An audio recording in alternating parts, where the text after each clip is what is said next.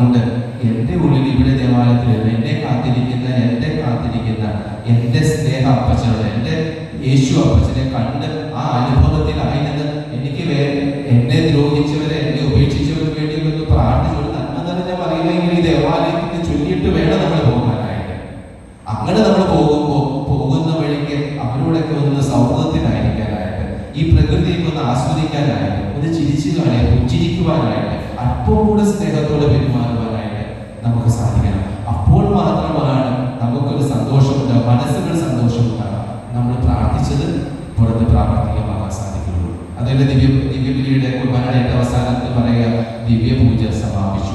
ദിവ്യപൂജ സമാപിച്ചു എന്ന് പറയുന്നത് ഇവിടെ എല്ലാം തീർന്നു എന്നല്ല അർത്ഥം. പുറത്ത് അടുത്ത ഒരു ബലി തുടങ്ങുകയാണ്.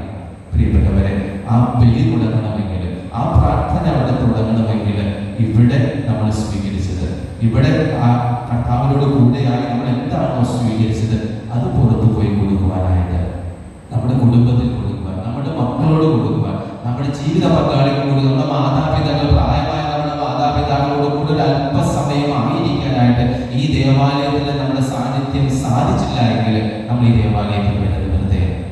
പ്രിയപ്പെട്ടവരെ, കർത്താവ് പറഞ്ഞതുപോലെ ക്ഷമിക്കുവാനായിട്ട്, നമ്മെ ഉപദ്രവിച്ചു ക്ഷമിക്കുവാനായിട്ട് നമുക്ക് സാധിക്കട്ടെ. അങ്ങനെ നമ്മുടെ ഓരോ പ്രാർത്ഥനകളും നമ്മുടെ ഓരോ നിയോഗങ്ങളും ദൈവത്തിന്റെ മുമ്പിൽ സ്വീകാര്യമാകട്ടെ. ദൈവം നമ്മെ അനുഗ്രഹിക്കട്ടെ.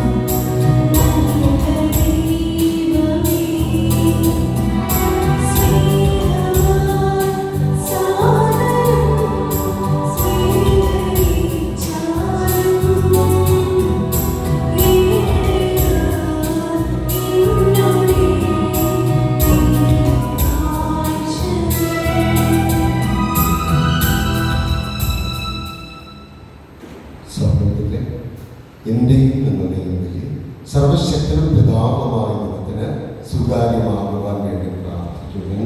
കർത്താവ് തന്റെ നാമത്തിന്റെ സ്തുതിക്കും നമ്മുടെ അവിടുത്തെ സഭകളുടെയും നന്മയ്ക്കുമായി അങ്ങേ കരങ്ങളിൽ നിന്ന് ഏകീകരിച്ചുമാറാകണമേ.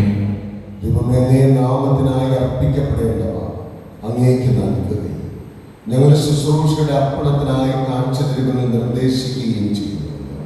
അങ്ങനെ അങ്ങ് നൽകുന്നവ നേട്ടമായി തീരുവാൻ, അങ്ങ് ഞങ്ങളിൽ ചൊരിയുന്നവ